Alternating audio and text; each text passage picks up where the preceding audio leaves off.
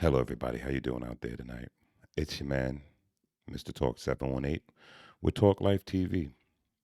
Today, I'm gonna be off the cuff. I'm not even gonna lie. Um, I've been sitting back and I've been thinking about a few things and how life plays, how sex plays a major role in relationships and friendships and in life. So, what do we do?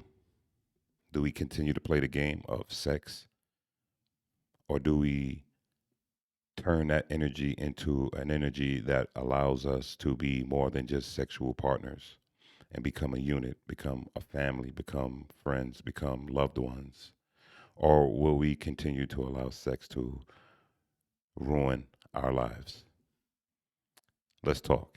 It's your man, Mr. Talk 718, Talk Life TV.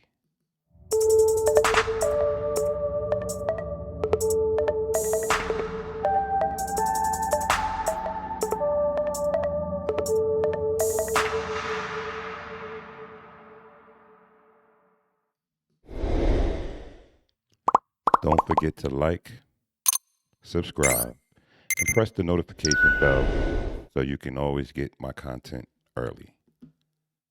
What's good, y'all? What's up, everybody? How you doing out there? It's your guy, Mr. Talk 718 with Talk Life TV. As I was saying earlier, what is sex doing to our America, our world, especially in the black community? Sex, sex is good. Sex is beautiful. Sex is unity.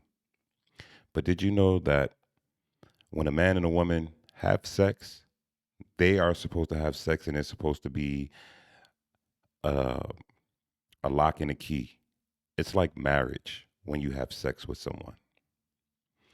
When you have sex, you think about back in the days prior to condoms and lambskins and everything like that, you actually had unprotected sex or sex in its natural form. And when you did that, the woman's hymen would break, she would bleed, the sheets would get bloody. They hang the sheets out the window to let the world know that she was a virgin.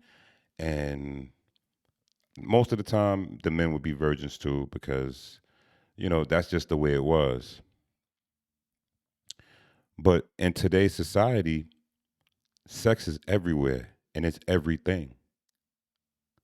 You know, you have good people out there who is abstaining, who's celibate, because they know that at the end of the day, sex causes a very, very, very big emotional problem for the male and for the female, especially when fluids are exchanged and you actually become one. Because let's be real, people.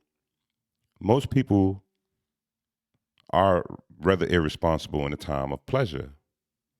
I've been guilty of that, and I'm pretty sure most of you have been guilty of that too. But it's it's a big issue. It's a crisis out there, man. People are catching diseases. People are dying. People are on medication for the rest of their lives because of sex, right? Because that moment of pleasure, as opposed to a lifetime of bliss, is interfering with a person's entire life. If it's not children, it's disease. If it's not disease, it's something else. If it's not something else, it's something else, something else. You know, I mean, what would you prefer? Would you not prefer to be with someone for the rest of your life until you're old and gray? Someone that's going to hold you up and support you, as opposed to something that's holding you down and making your life such a burden that you can't live correctly? I mean, for me, sex is nice, but I'm single and I will remain single until I find that woman that is going to be my right hand or my left hand or my shoulders, and I'll be the same for her. But it's so, so, so, so, so difficult out there because if it's not about sex, it's about money. Those are the two things that go hand in hand, sex and money, right? But I personally have a problem with just sex because, like this chart shows, it shows that at the bottom, the root, at the very core, now I'm not even going to say the core, but at the very root of all relationships, sex or love, friendship should be your root, right? Now, if you look, it says friendship is complicated, love, couple, sex, fuck buddy, right? So if you go, right, if you go to the orange, it's fuck buddy and it only leads to sex. And if you go to it to the brown, it's complicated. But it's complicated because at that moment you're trying to figure out what are you trying to do in this friendship. So it's kind of complicated. You're trying to figure out if you are compatible, if you are on the same level, if you're equal, or as they would say in some religious sects, if you're equally yoked. And then that complication turns into love and you can become a couple, right? Not to say on the sex side, you won't be able to turn into a couple because it's possible. But what is the main reason that you're a couple? Is it because you love that person or is it because the sex was good? Now, me personally, I've been in multiple type of situations in my life where I've been with women and I'm not going to say a lot, but multiple, which means a few, two times two. I've been in a few relationships where it's been out of love, and we've been through the complicated stage because we were trying to figure each other out, learn each other, even though we had that friendship, but that dating scene, that dating point, it becomes a complicated situation because now you have to go from friends to potential lovers because you are a love interest of each other, right? But when you go from friendship to fuck buddy, you're friends, but now it's just sex. When you see that person, it's only because you're friends, but it's like, okay, every time I see you, we gotta have sex. There's no dating really involved. There's no going out to eat. It's probably hanging in the home, hanging in the crib, hanging in the lab, having some drinks. If you smoke marijuana, is marijuana, watch a movie, and then boom, fuck buddy. Boom. 12 o'clock, 1 o'clock AM. You know what I'm saying? And that just leads into a sexual relationship, right? Now, the perfect combination would be friendship, love, sex, right? Become a couple, but it's based off of love. You have sex, and then you become that perfect match because everything is actually uh, together perfectly, is matched. You know what I'm saying? It's fully in sync.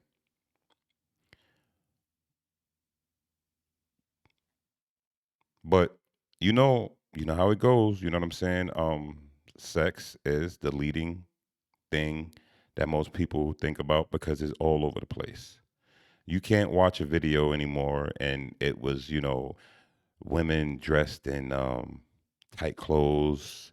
Then you had women dressed in, you know, uh, bikinis. But let's say it was one like a one piece. Then it went to two piece. Then it went to Daisy Dukes. Then it went to Poom Poom shorts. Now it's like bati riders and and what you call those things, them patsies or patsies, them things you put on the nipples. I mean, they're selling sex all over the place. So it's like if you think about it, the people don't even have an opportunity to just get to know one another because sex is the only thing that's on their mind. I cannot be I like even all right, let's go here. Have you ever had sex with someone that you didn't care about? And then you have sex with someone that you do care about? And let's say the sex is equal. Let's say the sex is just regular schmegular, right? When you with that someone that you're concerned about, that you care about, do you notice how the sex is so much better than the person that you just having sex with? Is that just me? I mean, I need someone to put in the comments. Is that just me, or am I crazy? You know, I read comments. I'm on Facebook sometimes, and I hear women say if the D is trash, he got to go. And but the question is, if the D is trash, and you feel like it's trash, but he's doing everything that he's doing for you. He's taking care of the household. He's a provider. He's doing all the good things that you think a man should do. He's like your dad, and he's. I mean, he's the man. But the only thing that's wrong is his so-called D is so-called trash, right? You're ready. A lot of women is ready to leave their stable relationships to be with someone that ain't got nothing for them but some dick. Excuse my French. All they got, all they got is sex. Are you really willing to give up your love for sex, for a fuck buddy, to be in a relationship with a fuck buddy that don't have anything to provide? I mean, it hurts my heart to know that you got a lot of good people out there, and they're getting treated they're getting treated like sex slaves, or not sex slaves. Let me take that back. You got good people out there that is being dumped because the love don't really matter anymore. When did love stop? When did love become such a hard thing? When did love become just not what anybody wanted? I mean, you look, I work in an airport. I'm not gonna lie. I work in an airport. I'm not gonna tell you what I do, but I do work in an airport, and I meet old people that's 80 and 90 years old.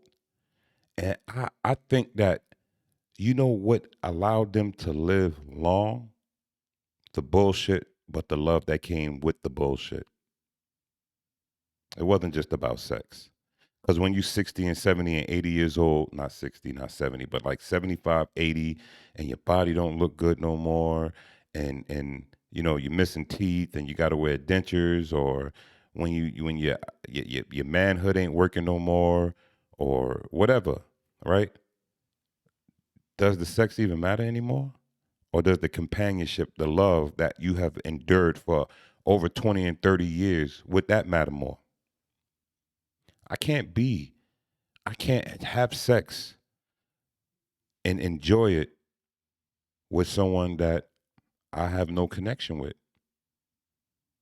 And I was at work today and I was just thinking about that. Like, yo, the brothers, we look at beautiful women all day. We see beautiful women all the time. But it's like, there's no connection, then why even lust? I don't know this person. I'm not even gonna lust and think like, oh, her body banging, oh, I would do this and that. I've never been the one to do that. But I it's just hard. It's hard out here, man. And I'm not gonna lie. It's very hard out here to find someone that's on your level, to think about love versus sex. And the problem I've come across and I've noticed is that the reason why relationships don't last is because it's not built on friendship. It's built on fuck buddy and sex, or fuck buddy and cash. You got to have some money. You got to give me some money, honey. I don't know. I'm corny with my cliches at times. Um, but it's appalling. Don't you want love, guys? Or do you just think sex is the most important thing? This is a Talk Life production, and I usually talk about, uplifting and building the black woman. She need to be lifted up. I can't blame the men. I want the men to be lifted up too. We don't have the black love that our grandparents have. We don't have the black family like our great great grandparents have. We don't have that. We don't have that. and the destruction of our community is drugs and sex. I mean, you think about it. You had drugs in the 70s. You had the war on drugs in the 80s, 90s, and the 2000s. Hence, you have a lot of men being locked up, good black men being locked up for drugs. Even if they were drug users, they were being locked up, sentenced to crazy astronomical numbers for a vial of crack, marijuana. And so now we leave our women out here to fend for themselves. They had to do what they had to do to survive because there were no suitable men out there. And I mean, don't get me wrong, you have brothers out there that hustle for their whole entire life. And then you have some that's out there, like Biggie said, I was just trying to feed my daughter, you know, because the opportunities weren't out there. And so, with the family structure being destroyed through drugs, right? Through other things, the family structure has been destroyed. You know, there was no way to teach that black love. I was watching Tyler Perry tonight, and Tyler Perry even made a statement. He said, people who grew up without a parent don't know how to treat someone because they never experienced it. And I must say, that's rather true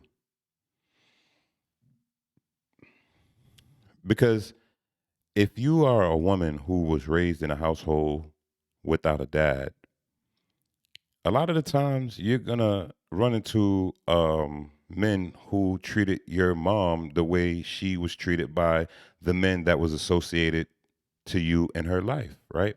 So if he was a good man, you're lucky, and you seen how it was, and you were treated, and you were taken care of, and you were treated good. But then if he was a man who grew up without a dad, he didn't know how to treat that woman because maybe his mom was a single mom, or maybe she had bad relationships, and so his view is a little bit more jaded than the average person that grew up in a two parent household. So love was not something that he endured or she endured. She or he or they saw sex because maybe another baby came up, or two or three or five or 10. You know what I'm saying? But he never really saw the love of a family because a family was being made every year. So he knew that when he got to a certain age, he figured that was the way you treat a woman, and vice versa. Mom with a boyfriend arguing and yelling and loud and obnoxious and rude, talking any kind of way. That is the way that they seen love. But they also knew when they got to a certain age, baby brother, baby sister, babysitting, help raising children, a new dad, new stepdad, or whatever, however that goes. And that's how they thought love should be because they never were raised properly. I just know that if you don't have a friendship and you don't build that friendship up and you don't aim to the section of love, if that's the type of relationship, if you're trying to be in a sexual relationship with someone, you should, and I think, and this is just my opinion, I think that if it's a friendship and you're trying to be romantic with someone, before trying to have sex with them, love them first. Because there's no sex without love. It should be no sex without love. And if that means, you got a lot of angry men and women out there, then so be it. But you should be in a relationship with someone that you are friends with, that you love and you care about. And then you should think about having sex because that's how you grow. Anyway, one day I will find my Miss Talk or Mrs. Talk or however you pronounce it because I got a lisp, so I try to sound it out correctly. Um, MRS Talk someday, Ms. Talk. 904 or 718 or 212. But until then, I'm going to remain single. I'm going to remain uh, on the look for a queen that is befitting for me and I'm befitting for her. Friendship before love. Love grows out of friendship. Couple comes, sex comes, and then I will be that perfect match. And she will be my perfect match. And we'll be one of those 80, 90-year-old people in wheelchairs getting flown out and being pushed by wheelchair attendants at the airport. You know what I'm saying? But anyway, it's me, it's your man, Mr. Talk 718. Don't forget to subscribe, like, and comment. Also, press the gold bell that's going to be on the side, so you could be notified and be the first. Because the way YouTube's algorithm is, you know, that only helps me, and it helps you if you are interested in my content. I'm at 299 subscribers. Guys, come on. I need one more. Just give me one more and I'll be at 300. I've been at 280 something for quite some time. And if you love what I'm doing, um, let me know, man. Please feel free to respond to me in my comment section. Like I said, it's a growth process. I'm growing just like you're growing. We're gonna grow together. Uh, so if sometimes you hear me mess up, is because I got so much going on in my head, and but I love what I do. I've always wanted to do stuff like this, and I've always wanted to talk to the people. Uh, I love you guys. Remember, love before sex, not sex before love. That's backwards. And friendship always, always must be first. Because when the sex is gone, you still have love, but you also have your friendship. And that's it for me tonight, guys. This is Mr. Talk 718 with Talk Life TV. God bless.